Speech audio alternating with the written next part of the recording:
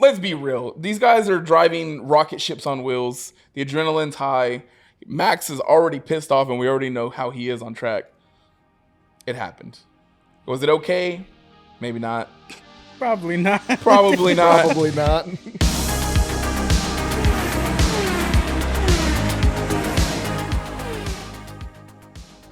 What's up, everyone? Welcome back to another episode of Around the Circuit, Apollo Media's Formula One podcast.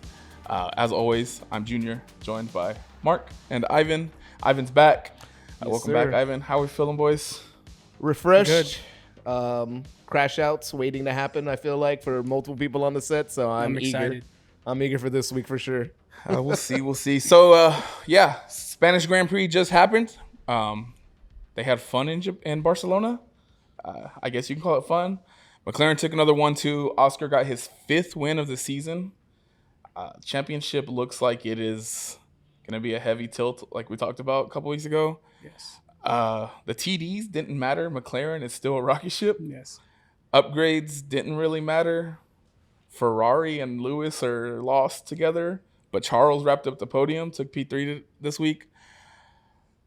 I don't know, boys. I mean, as the Max fan, I can only say so much. I mean, it is what it is. Shit happened. Red Bull had a masterclass of a strategy, and Max had a great race all the way up until the safety car. And then everything, the wheels fell off literally almost. Yeah. I don't know. Mark, Dude, I know you're happy Charles got P3, but Lewis got overtaken by a Sauber. So I'll let you talk on Ferrari and their success, and then we'll go from there. I mean, yeah, Charles with a great drive overtook Max after he got put on the hards and lost it a little bit. Was able to overtake him. They touched just an incident. Just a little incident.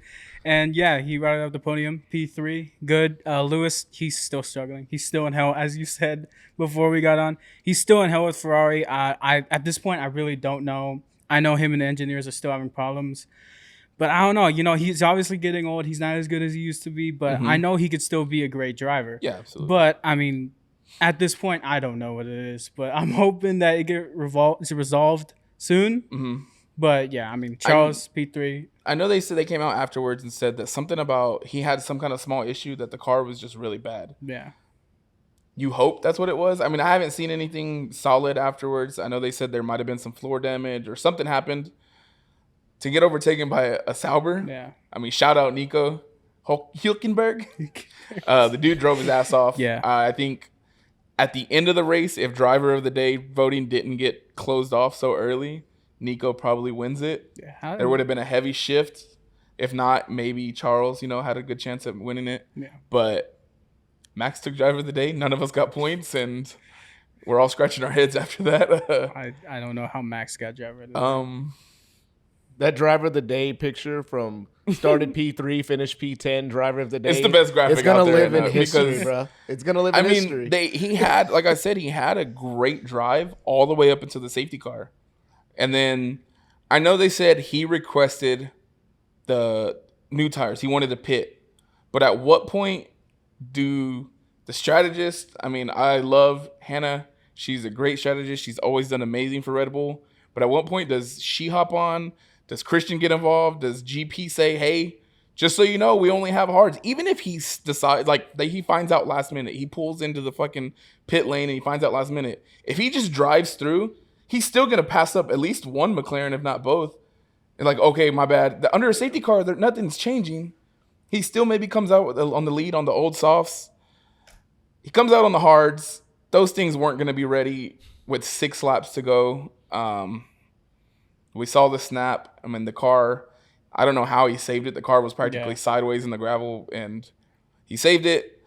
Him and Charles had the bump, followed within seconds of George bumping him, goes off into the escape route, comes back still in P4, and then I don't know what Red Bull was looking at. We saw that. I don't know if y'all saw the FIA documents afterwards. They even said there was no further investigation. There was no reason that Red Bull should have got on the horn and said, hey, give the place back. He's already mad that you screwed him over on the tires because he says, I want to come in. He comes out and says, "Why am I on hards?" He says, "Oh, that's all we have left." Why would you not say that? Like he said in the post, it's hard. It's easy to say in retrospect, "Oh yeah, we should have stayed out." Do I stay in the lead or do I finish on podium on old softs? It's hard to say. But Max Verstappen, specifically on old softs that were only like 8 laps old. Yeah. Now, I know Spain and that track is hard on tires, but let's be real. It was 4 or 5 laps behind a safety car and had 6 laps of racing left. He was finishing on podium if he stays out on old softs. I don't know. The communication was just terrible. Like, it was great. They did the 3 pit stop. He was like one of very few drivers to do the 3 pit stop. He had a great race all the way up until the safety car, and then it just fell apart. And there's no other way to put it. The team failed him. He kind of failed himself because of the incident with George. Yeah. He came out and said it was, he finally made a post. It's funny because we always see these drivers post on their socials right after the race, after they've done their interviews, they've seen the stewards if they need to see the stewards. Max didn't post until like the wee hours of the morning for us. So the very next day after the race for them. He come out, he said, frustration got the best of me. A move happened that shouldn't have. On to the next race. I give it everything, on to the next race. That's the best you're going to get from Max Verstappen as an apology. Yeah. I mean, some people I saw online were like, oh, that's not an apology. That's just an admission of guilt. Brother, that's all you're getting from Max Verstappen. Like, yes. Yeah. He's not going to admit any wrongdoing on his part. So, yeah, I wouldn't expect he kind of admitted it. He admitted it. Read between the lines. He admitted that, yeah, what you saw is what I did, but I'm not sorry about it at the same time. Yeah, he's like, it happened. Shit happens. There's an incident.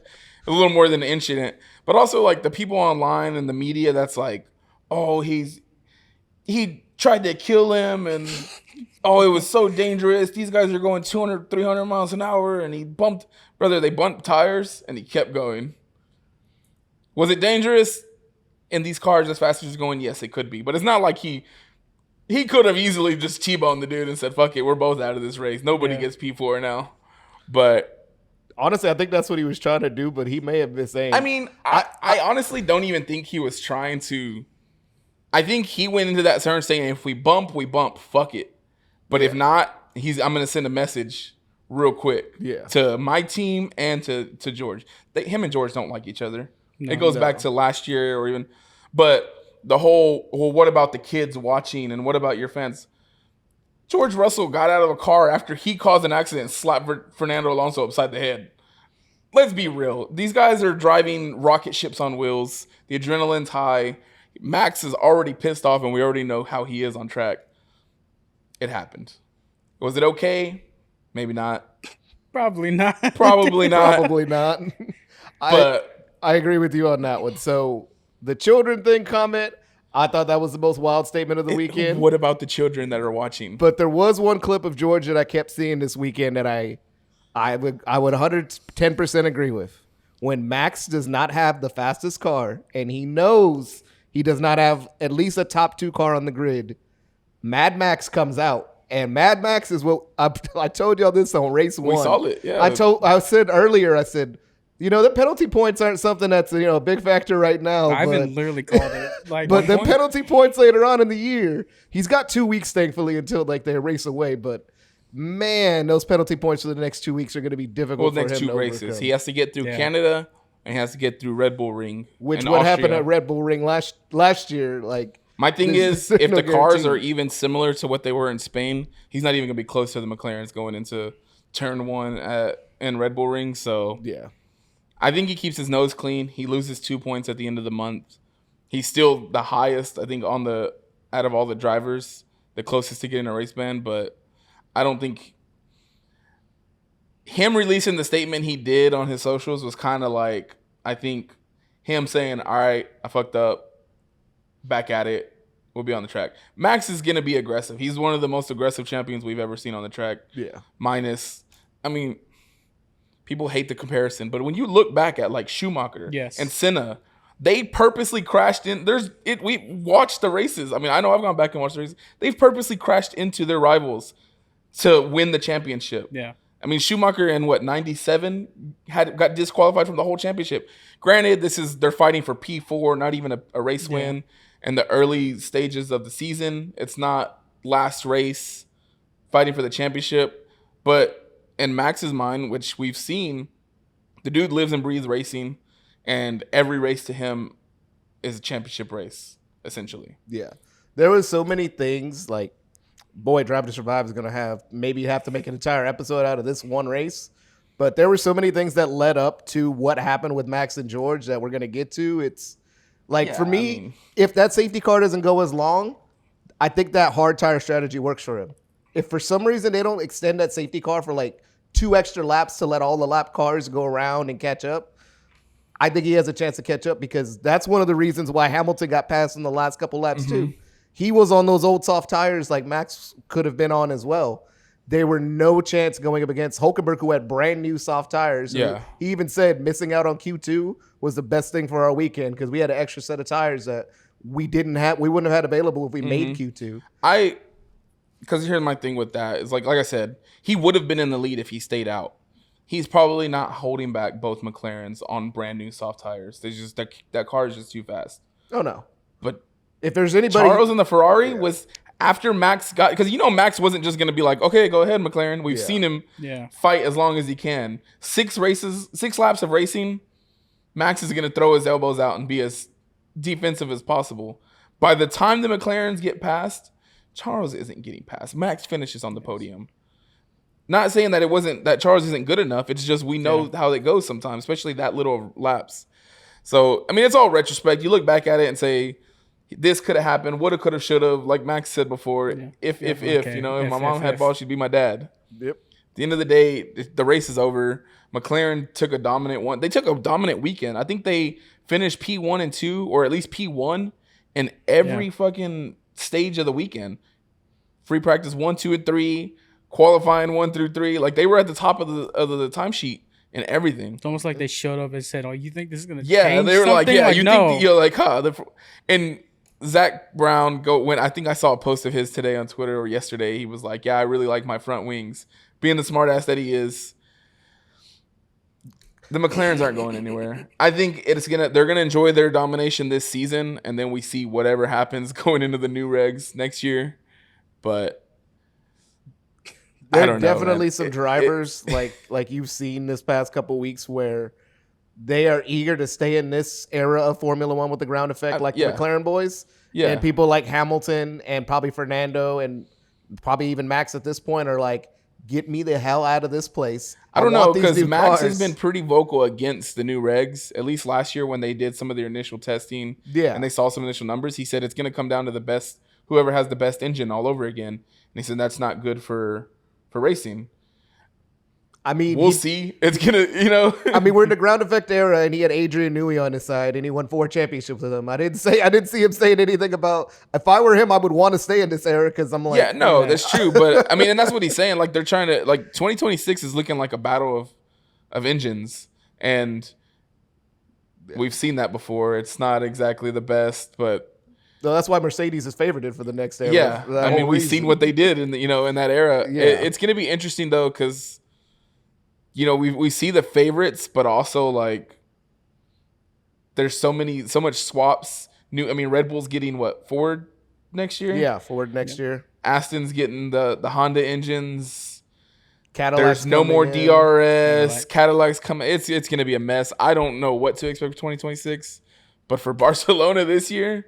Shout out Fernando Alonso for finally getting his points. Yes.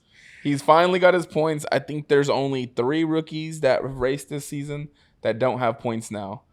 The 2 rookies that were racing for Alpine. Yes. And Gabby Bortoleto. And he came close this weekend. He fought back and made it up to P12 after all the shuffle. But Alonso got his, what did he get, 6 points this weekend or something like that? I know he moved up to P9, I think, after the penalty. Or was it only 2 points? I think it was he only got 2 points this weekend at least. He should have 6 points. He got 2 points. He should have a lot more points for the triple header, but I mean, man, this triple header, until this race, I would have said he had the worst luck. We'll talk about him later. It's moved on to Kimi now. Out of that triple header, Yeah. There was nobody it hit harder than those two drivers. Them two those were two took definitely the brunt of all that triple header like madness. I think it sucks too on Kimi's side because Fernando, he's a fucking 20+ year vet almost. I mean, the dude has seen his best days. The dude won the championship when I was twice, born. He raced with Michael. I Yeah. should tell you how long he's been in the sport. He's been in the sport a while. Yeah. He takes his wins, he takes his losses, he takes his points and DNFs. Yeah. I know it did get to him. We seen him screaming how unlucky he was. He finally gets his points. But Kimi's having such a great rookie year. Just had such bad luck in the triple header. Yeah. Then one of them being his home race. Yeah. Just adds on top of that. And it wasn't even a mistake he made. Yeah. This weekend specifically. Like the engine just shit on him. 2 weeks in a row for Mercedes. 2 weekends in a row. That's And it's weird. funny because somebody said we've seen almost every driver with the Mercedes engine have issues. When is it going to be McLaren's turn? That's the weirdest part about it. It's like the team that has the most reliability. You just, as much as I'm not a fan of McLaren, you got to give a shout out to their mechanics and their engineering team because whatever they have going for them, flexi wings be damned, water in the tires be damned. It's working. It is. So how long do you think till they start, like Red Bull had to go through? How long do you think until they start pillaging some of their crew member and staff? Because I mean they've been doing so good the past 2 years. I think they stay steady at 2026 because of the new regs. Yeah. If McLaren takes a drastic drop, that team definitely starts jumping ship. Yeah. And that's what the teams do. You know, we've seen people leave one winning team and go to another, and we might see it again. You know, it's. I don't think they go anywhere because I think nobody knows what to expect for next year. So I don't think the McLaren team put together. And let's be real, for whatever Zach Brown does on and off camera, the dude seems like he's a good boss. Yeah.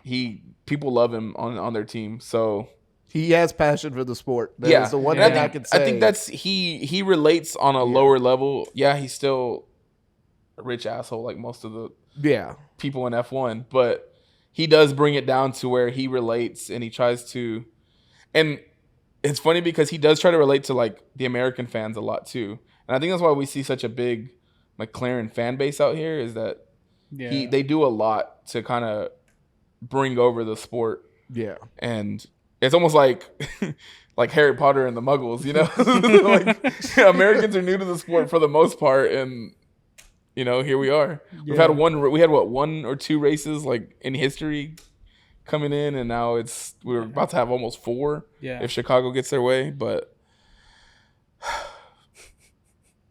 we talked about Kimi. How about talk about the rookie of the year? Isaac Hadjar. Dude. Kimi can bounce back and have points for every race. I don't care. I've seen enough. Yeah.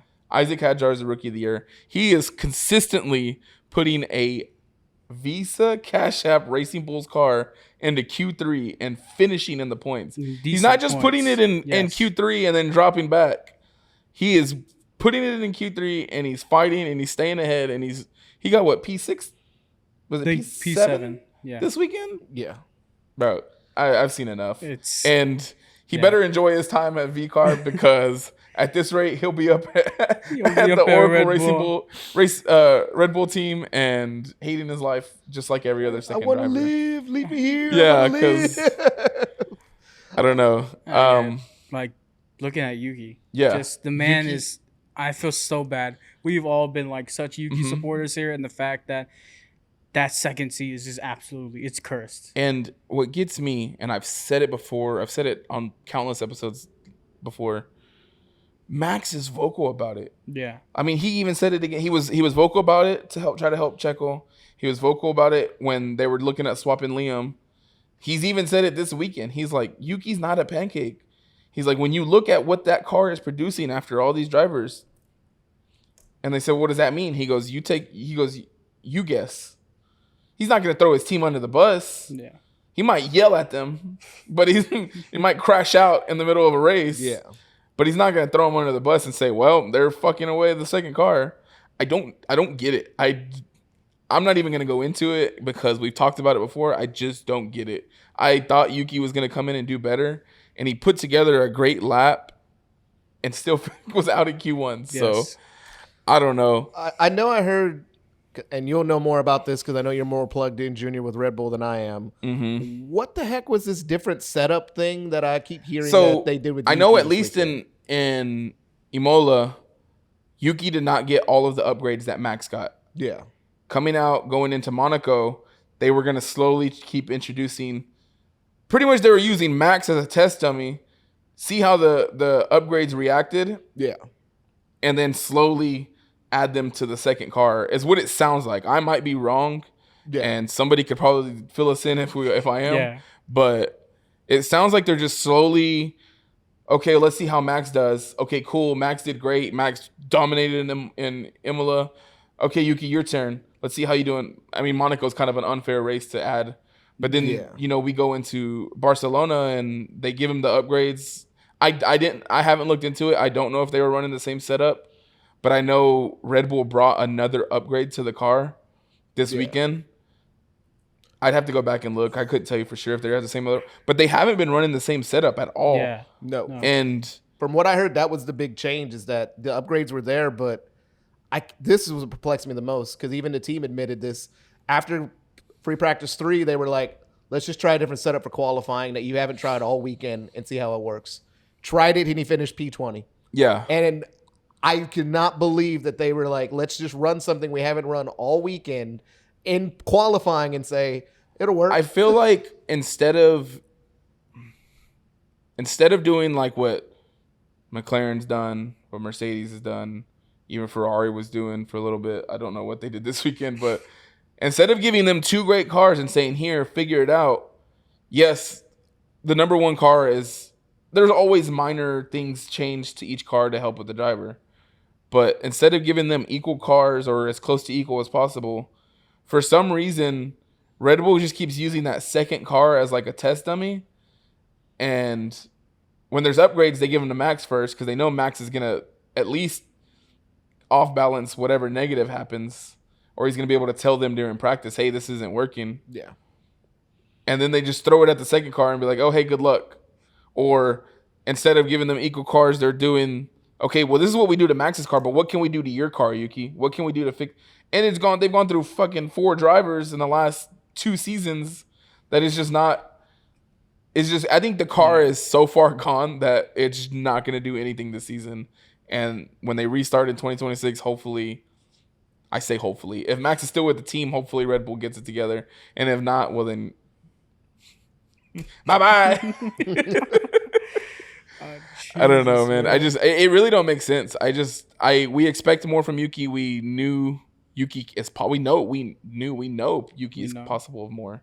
It just, we're not seeing it. We've seen hints, but whatever they did in Imola and not giving it to Yuki, and then whatever the hell, like you said, they said, let's try this on Barcelona of all tracks where the tire deg has been one of Red Bull's biggest weaknesses is at its worst. They said, oh, let's try something new. I mean, he still recovered to what was it, P12, P13? Yeah, he finished just barely out of the points. He did what he could. Exactly. My Williams is back. Agenda took a shit this weekend. Albon decided he wanted to do his best Max impression while trying to fight Kevin Magnussen Jr., a.k.a. Liam Lawson. Liam Lawson was a menace this weekend. He was a menace. I saw somebody that said you can kill the man, but you can't kill the dream, and it faded from K-Mag all the way up to Liam. And it's not like, I mean, he wasn't doing anything malicious, but he was not courteous either. You know, like, at some point, he was in that. At some point, you got to make a pass without making contact. Like, that's the thing is. He's had like got the penalty. Yeah, it's been like somebody had this count up. It was like his last 6 overtakes have all had contact with the other driver, and I'm like, Dog, at some point. What's that meme from? I think it's like a Family Guy meme or something. Oh, He's yeah, like, I turn right here. Good luck, everybody else. Exactly. That's Liam. I mean, we talk shit on Max being a terrorist. Liam is in a slower car and says, hey, fuck it. You can see why Max was like, yeah, no, don't get rid of this guy from our team. Like, he's a lot like, we got a lot in common. If we get him a fast car, he's clearing the track out behind me. Yeah, we got a lot in common, more than y'all think. I don't know. I mean, Liam did. I give him credit. He's fighting. I mean, he's doing. Yeah. We've dogged on him and we've told him, and I honestly don't know if he even has a seat next year. It's hard to say. In a Red Bull seat, I don't think he's in a Red Bull seat next year. No. I think he's gone from Red Bull. If another team picks him up, maybe he's a reserve driver somewhere. Who knows? I think he stays there, but I think he's gonna finish the season at VCAR. But come next year with Iwasa still there, and then they're already eyeing Arvid. Yeah, Arvid Lindblad. Yeah, the F2 driver. He's killing it down there for Red Bull. They're already eyeing him to come up. And then I told Mark, I got my tinfoil hat on. Max wasn't the only driver to crash out this weekend. No, he was not. Did you see the news about Lance Stroll? Oh, yeah. I saw the Lance news. For those who don't know, Lance Stroll came into the weekend, had a rough weekend, placed P14 in qualifying, got eliminated in Q2, and essentially, from what all the reports came out, just had a major crash out, was breaking things in the garage, was screaming and yelling and cursing out his teammates in the garage. There's no footage. We don't know. We just know what we've heard. Yeah. And then the report comes out, was it Saturday afternoon? Yeah. That he still has lingering pain and issues from when he broke his wrist in 2023. Yeah. Had a cycling accident, broke his wrist, broke his big toe, had a super recovery and rehab in like less than like 8 weeks or something like no, that. it was 12 weeks. He got hurt after testing and then still did race one. Yeah, he had just like a That's super like rehab. 5 week. Came back like a 5 week. Yeah, I think they said it was like 6 weeks, 5 to 6 weeks. Yeah, comes back, still races that season. Raced all last season. Has been racing this season, but I guess the pain just got too much, and now he's out. Yeah. He didn't participate in the Spanish Grand Prix. They only ran one car, so it was only 19 drivers on the track, and somehow we still had Fernando's dream. 2 DNFs, you know. I have my tinfoil hat on. We have talked about how bad Lance Stroll is. And he's shown little spurts here and there where he's got the car in the points. He's got up to Q3 once or twice. We know, every F1 driver knows, minus the few Lance fans that are out there, Lance just... not good. He's not good. It is shit. And you know, and when he don't want to race, he's not going to race. He's not good. My tinfoil hat conspiracy theory moving is this is the beginning of the end for him in F1. I hope. This is going to be where after crashing out on the team, he's got a lingering issue. He's not going to come back in time. He's going to miss 1 or 2, maybe even 3 races. And you hate to see it because Canada is his home race. So you would love to see him in the car no matter how good or bad he is. Yeah. You're a F1 driver, you want to race at home. But I think this is the beginning of the end. He might come back to finish the season and recover what he can. They're already at the bottom of the barrel when it comes to teams. I think maybe Sauber is like the only one they're fighting with now. Not even. I don't know. Those upgrades did look kind of good the past couple weeks, though. Oddly enough, but yeah. I think Fernando can maximize that. And Lance is going to do whatever he wants. A competent driver can do good in that car. Well, that's true. That is something that Stroll is not, though. And so, like I said, my tinfoil hat conspiracy is this is the beginning of the end. He's going to slowly exit the sport. This is Lawrence Stroll, the owner of the team's way of getting his son out of that seat without admitting, yeah, the kid just sucks. It's my son. My kid sucks. Yeah, my kid sucks. He's not going to do that. No dad's going to do that. I mean, as a father myself, I'm pretty hard on my kid when it comes to sports, but I'm not going to be like, get lost, kid. I think this is the beginning of the end. Maybe he goes to another race series, and they're going to push to find another number 2 driver in the new regulations where all they've done in 2025 is say, here's a couple upgrades. Do what you can, Fernando. Do what you can, Lance. Next year is going to be our year. Yep. Yeah. They're going to come in. They have Adrian Newey, the magician of engineering, building their car. Just They're gonna have a strong engine. It's always a chance. Here's my conspiracy theory. Lance is exiting. They're building a supercar. They got Honda engines. They got Adrian Newey.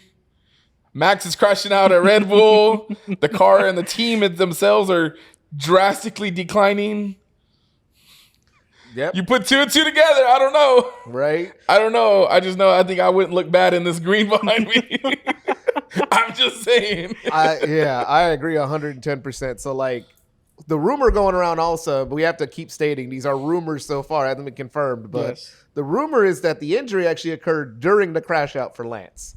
Is that no, I did see a report that, I mean, it gets just a rumor, but there was a report. They did come out and say the injuries are unrelated to him, his temper tantrum or whatever it was. Well, yeah. But they could say one thing and then something else be true. Because what I was going to say is he was having pain, and then he had a crash out. And he was breaking things. He hurt it worse during the crash out than he did during the race. Pulled a Phil Maton. Yeah, so he pretty much had if it's true, he pretty much had a terrible crash out. Lance is a person where, like you said, I feel like the team and everybody's just been trying to look for that reason to be like, how can we get you out of here? And the ironic thing is, we talked about this in the group text earlier this week, even though he may be gone for a couple weeks, they don't have a replacement for sure. Well, no, they Drago did come out and say that he would prioritize F1 over his 24-hour Le Mans race. I did see that, and then they also said he's going to have to pay if he leaves because they're going to have to find a replacement driver for him. Yeah. So which brings, I don't know if y'all saw the news about Bottas possibly, because they said for the one race only, he would race in Montreal because he's like the reserve driver for apparently 6 different teams right now. He's on the payroll for everyone right now. If you need a reserve driver, you call Valtteri, and Valtteri's apparently said, "I'll cover it for Le Mans," because as you know, if anybody who watches motorsports, Le Mans is a little bit different of a race than just doing the Canadian Grand Prix. If you win Le Mans, like, you set yourself up for life. Like, you don't have to worry about anything else as a racer. That's what somebody said. They said, why would you skip out on possibly winning the 24-hour at Le Mans to come race and finish P19 or 20 at Aston Martin? But he came out and he said that he would prioritize F1. I get racing F1 is like a lot of racers' dreams. Yeah. And some people leave F1 and go race 24-hour Le Mans. And Fernando, I mean, Max has talked about doing it, and he's probably going to. Jenson Button just did it with NASCAR a couple years ago. He raced with their project team that they had. So yeah, it's.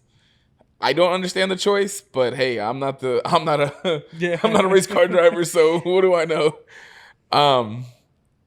Speaking of underperforming drivers, though.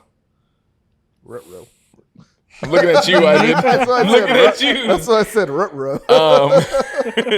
Franco Colapinto. I saw a report today, and I'm sure y'all probably saw it too. Flavio is not happy. He is 3 races into that 5-race contract, and boy, has he struggled. And before, with Jack Doohan, we could kind of compare his finishes to Pierre's. Yep. And going into this triple header, I mean, minus him just completely crashing into the back of Yuki at Monaco, Pierre hasn't done bad. I mean, he finished, what was it, P8 or 9 this weekend? I want to say he finished in the points, qualified Q3 yet again, which he's done a few times this season. Pierre is starting to perform, and his teammate is nowhere even close. Franco's been really disappointing. Yeah. It surprised me because I thought Franco was going to do much better than this. But I'm going to go to Ivan. Because I'm ready for Ivan. Franco, okay, follow me here. So Franco is having to deal with some stuff with Flavio because if you ever had someone that ever had an ex in their life that they loved the way they treated them and they've been trying to replace that ex forever, that is Flavio right now. Yeah. He's the one that discovered Fernando Alonso, brought him in, nurtured him up to become the golden boy that he had. Ever since then, he's been looking for another golden boy. He's tried it with so many different drivers. That's the reason he went back to Fernando and tried to get him to come back to Alpine again a couple years ago. Like, he is tied to his guys. If he has faith in you, he will 110% invest in you, everything he's got. But at the same time, if you don't have a race result within 3 races, he will turn the chapter on you and say, we got to get someone else in there. They don't call him cutthroat for a reason. Like, he's as ruthless as it comes to team principles. Franco has been, I wouldn't even say disappointment, has been just like, it's been a disaster for him for the first couple weeks for him. Yeah. It's been terrible. You go off of his consistency built at Williams, you kind of think back to the end more than the middle because of now the problems he's having now is kind of the same problems he had at the end of his Williams run. He's making a lot of mistakes. Yeah, those mistakes, running off track. I know he's had a fault or two. I mean, that's the Alpine engine for you. It's never going to be great. That's why they're switching to Mercedes next year. But the team as a whole, I will say I'm happy that Pierre has still been able to do what he's been able to do. Because honestly, a week or two ago, especially after Monaco, there were already rumors coming out about Pierre being on a hot seat too. And I'm like, how you going to have the guy that's been carrying your team for the year on the hot seat? But Franco, I think you should just keep the 5-week contract like you had with Doohan. If he doesn't do good, bring Doohan back for the rest of the year. Now, the only thing that's kind of hurting that is Alpine paid a lot of money to Williams to get him out of that contract. Money. Which, by the way, 2 different teams have made a lot of money off of Franco. Teams have made a lot of money off of Franco, and obviously he has the sponsorship money to help keep him there at Alpine too. Mm-hmm. But at some point, I mean, there's been rumors about it too. If you're looking for sponsorship money but a good driver, you can always just call Checo up. Yeah. You just call him up and be like, look, dude, just come race for us, and you don't have to worry about going through the growing pains of a new team. Just be with us, and we got Mercedes engines, which you've done good before with Racing Point and Mercedes engine. That's what you got your first win with. Just come and do it over here. So I think that is probably what he's holding out for. Because honestly speaking, as an Alpine fan, like Pierre and Checo as a team is a really damn good midfield team. That's up there with like Albon and Sainz right there. Yeah. You have 2 good drivers that have been on the podiums before. You have, at that point, you do have 2 race winners. Something that Williams can't even say they've had because, Albon's been on the podium, but has never won. At least Carlos has won a race from that team. So I just think that's going to be the biggest factor is he may actually be opening the door for Checo and other drivers to get that second seat because it's just getting to the point where you're going to have a consistent driver. And the bad thing about this rookie evolution that's going on this year is not all of them are going to have the same amount of time that they can stay in the sport. And that's Franco, who's right there with him. Yeah. It's going to be interesting to see where they decide to go after that. Because who is their reserve driver right now? Their third driver. Jack Doohan. So Jack is still technically the reserve driver. And there's nobody else behind them after that, right? Nope. They don't really. They have junior drivers, but they don't have the super license points to be in F1. So pretty much you have to rotate between Jack and Franco because they're the only 2 that have the super license points. Or unless you want to get Valtteri, which I mean he's available for every team apparently. I mean, it'd be interesting to see if they decide to go back to Jack because, like you said, I mean, it's hard to do worse than what Jack was doing, but Franco's pretty much doing worse than what he's doing. So, man, I don't know. Like you said, we were set on Checo going to Cadillac, but I think if anything, that just proves more that Checo's going to be in the sport next year. Yeah. Whether it's at Cadillac, whether it's at Alpine, or I don't know where else the seat would open up. Maybe Red Bull. Hey, Checo's won in a peak car before. Yeah, he has. I mean, if that would be the pushing point for me if I was over there. I'd be like, look, you've won in a peak car before. It's so pink. You have to like it. Right? You have to like it, brother. Yeah. I mean, I don't know. I would hate to be an Alpine driver right now. Oh, it's hard. You try a driver. At least they get paid. I don't get paid to root for this disgusting team that I have to cheer for occasionally. That's true. That is true. Good Lord, it's hard. Man, my hat's going to be here this week. And so I hope that they bounce back. I mentioned it just a few minutes ago. I briefly want to touch on Williams. They just did not have a good weekend this weekend. They had a 2024 style weekend this weekend. Albon lost 2 front wings in the first 10 laps. Carlos was just nowhere. Yeah. Got out in Q1 and just still couldn't. Pretty much the same thing. He was in the same story as Yuki. It's pretty shitty. I picked him to be third. I mean, his home race. And I saw y'all's predictions last week, and I kept thinking about the race. Now, Carlos was nowhere near the podium, and we wanted him to. He was nowhere near driver of the day like we all thought he might be.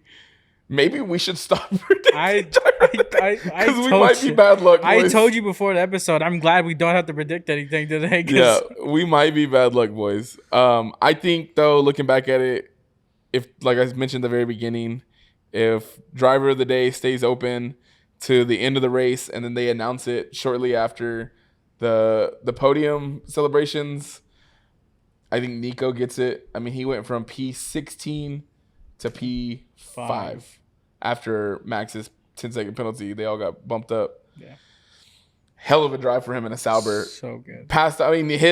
It wasn't even a crazy overtake, but one of his highlights has got to be I overtook Lewis Hamilton in a Ferrari in a green fucking Sauber car. That's up there with like the Magnussen pole in Brazil. Yeah. Like that race up there is up there with the Magnussen pole in Brazil. It was incredible. Like I knew the tires made a big difference, obviously going on new and used, but for a Sauber to do that to a Ferrari, even with the tire differences, that's the only reason. Like I told you earlier, with like the Max stuff, where I'm like, maybe the tires, if they were older, maybe his hard tires would have helped him then at that point, because those old tires, man, they were terrible. It was just insane to me, not to even go back on that. Just you brought it up. Just nobody had raced hard tires the entire weekend. Everybody knew the hard tires were terrible all weekend. Junior's back to crashing now. It just, I'm not. That's the same team like we talked about earlier that was like, let's just do a different setup on that second car. Yeah, we never tested it the whole weekend. I'm glad I'm not. Somebody made a comparison to when you look at like the downfalls, or I say downfall, but when you look at turning points, when Red Bull took back over from Mercedes in 2021, Max won that crazy fight over the 2021 season. Beat out Lewis. He won his first championship. 2022 was close. Ferrari could have won with Charles and shit the bed with the strategies. And then 2023 was just the Max show. 2024 was even more of a fight because the car started to turn downhill. And then when you look at from 2021 to now, look at where Mercedes was. They were nowhere to be found. The team started to decline. The car declined. They couldn't figure it out for the longest time. Now they kind of got something that they're able to give George and Kimi. It looks like history is repeating itself. It's just an up and down. Yep. Red Bull peaked. They hit 2024. They were still at top, and then the down. Hopefully, McLaren's run isn't that long. Hopefully, there's just a quick up down. Do we need to investigate why it's the same way with Vettel? Why is it only 4 years, both of the Red Bull domination runs? That when they had Vettel, it was exactly 4 years. Then they started going on a downhill slope, had to rebuild. Oh, we found this young kid named Max Verstappen, and we're going back up again. Like history repeats itself. 4 years though, like it's the exact same timeline. It never fails. He gets 4. It's like going to college. Like no matter what, Christian Horner's going to get 4 good years out of you and be like, all right, that's as much as I can do. But I think it'd be interesting to see though, because Max isn't going to be in the sport long. He's not going to be one of these Fernando Alonso's, Lewis Hamilton's. If Max leaves, if he ends up winning another championship or two with another team, I think he's got a better chance than Vettel or anyone else did after they left their team, just because he's Max. I mean, honestly, I really thought Lewis had a better chance with Ferrari. It's still 1 year. It's just hard for me. I always look at this 1 year specifically because we don't know what 2026 is going to bring. Yeah. It could be not a whole lot of changes, and we think it's going to be. Yeah. But it just sounds like it's going to be a complete reset. I know, yeah. And personal bias, hopefully Max is on the right side of things. Yeah. That's just me. Canada is 2 weeks away, so we got a week off. And then we have Canada.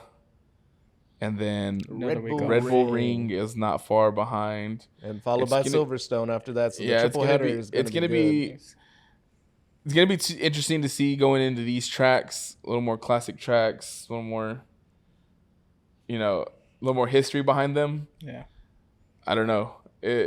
I don't even know what to expect other than McLaren's going to be fast and Oscar's probably going to keep winning. That's why I say it's going to be hard to predict these races. And with Oscar already at 5 wins, Max won the championship with 9 wins last season.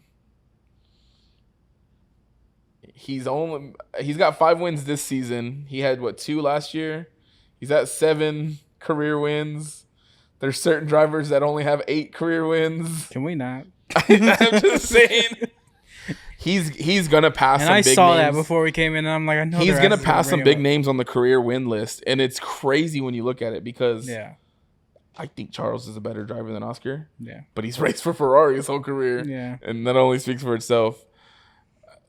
I don't know, man. I think Red Bull was hopeful, and we were skeptical to see what happened in Barcelona with the TDs coming into effect. We talked about it a lot last week. I don't think I said it last week too. I don't see much changing. I think maybe it slows them down a little bit. And it just didn't. There was no slowing down McLaren. There's not going to be any slowing down this season unless something crazy happens. I don't see it happening. I think Max gets another win or two this season. I think maybe Charles gets a win or Lewis gets a win at some point with the way Ferrari's trending. Maybe they win at Monza or something, where they get their Tifosi power. I can only dream. I think the season's going to be dominated by. Yeah. I mean, it already is, but I don't think anything's changing when it comes to the championship. I think Oscar's going to win it. McLaren's going to win the fucking. That's already been the constructors championship by like, I don't know, the last third of the season. They're up 362 to 165. Yeah, it's not even close. Yeah, it's not even close. And the more they just take 1-2s, the worse it's gonna get. As for long as everybody Ferrari who's not a stays McLaren second, fan. I will be happy. You hope Ferrari stays second, but I don't know if they do. I mean, like I said, they're trending upwards. I mean, they're hitting podiums. They're right there, sabotaging Kimi's engine. That's probably what they're doing too. Whatever it I'm is just saying, the one Italian works, man. The one Italian on the grid, and Ferrari passes him up, and all of a sudden he's the one having engine problems when Ferrari's famous for having engine problems. It's hilarious. Whatever works, I guess, for the Ferrari fans. Yeah, we'll be back next week to talk about our preview and predictions and any news that happens in between now and then for Canada. Any last thoughts? I got nothing, man. I love Junior's crash out. I'm just gonna I'm hope I wasn't the one crashing out. I'm just gonna live and die by the Max Verstappen wins and go from there. Shout out to Pirelli. Their new tires look like they have been working. When's the last time we saw a 3-stop race? And shout out to George Russell, because anytime anything happens on track with you, brother, you always make content for everybody. So I appreciate that. Anytime he's on track. PR63. Don't forget about the kids, whatever.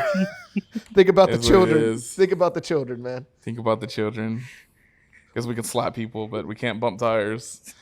I've seen harder hits in traffic leaving Minute Maid Park, but hey. Dyken Park, apparently. Dyken Park, sorry. It is what it is. Thanks for watching. Don't forget to subscribe to Apollo HLU. Follow us on all our socials. Like this video, comment, give your predictions or your thoughts on the crash outs, the wins, McLaren domination. Have your own crash out in the comments. Literally whatever. Anything. Shout out Apollo sponsors, Big City Wings, Apollo's Wing Joint, Houston's Wing Joint. Shout out Zing Zang, Zang Responsibly, America's #1 Bloody Mary Mix. As always, Junior, Mark, Ivan here at Around the Circuit. Thanks for watching. We'll see y'all next week. Peace. See you. Red Bull therapy session in the comments.